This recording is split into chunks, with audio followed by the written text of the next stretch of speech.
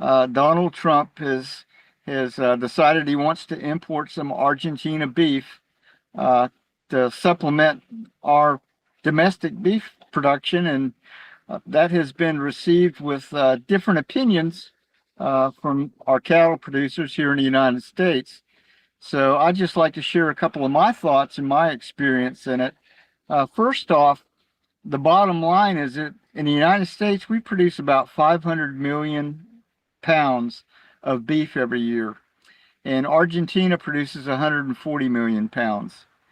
So one of the concerns is, first off, they're not going to sell all their meat to the United States. They can only sell a fraction of it. So one of the concerns that I have is that they're probably going to color herds, get rid of their less desirable animals, and send that meat to us. So that's one concern. And then the second concern, it's going to provide them with a lot more income, which they can use to facilitate their beef production and increase in the future, which could have more of an impact on us.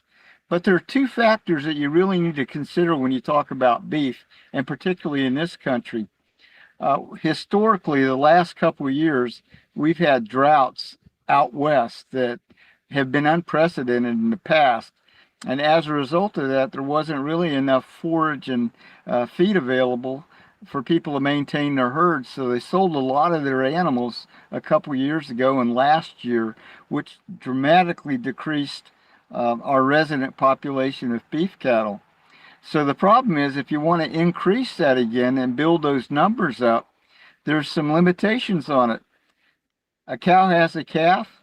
If it's a bull calf, it's going to be about a year and a half before it's ready to be processed.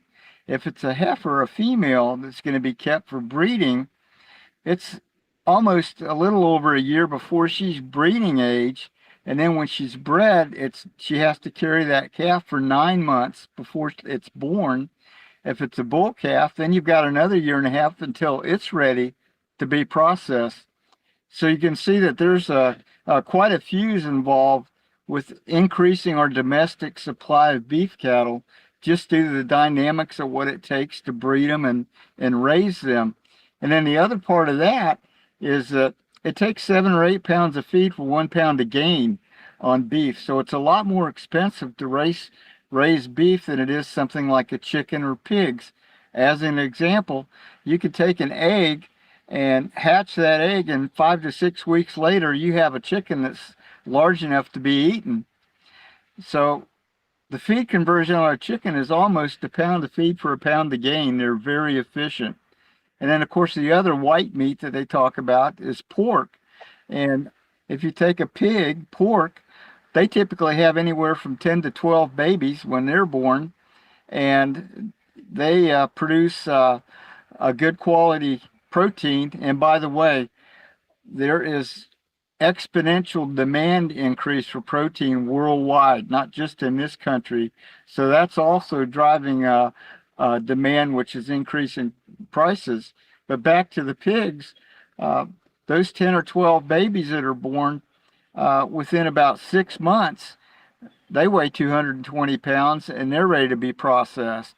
A good quality source of protein, and they're very efficient. They're not quite 1-to-1 on gain, but they're a lot more efficient than cattle. So the short run on protein, it's going to take a while for the market to come back. So I don't think personally that having the increase in imports from Argentina is going to have much of an impact on our beef prices on the short term or on the long term. So it'll be interesting to see what happens.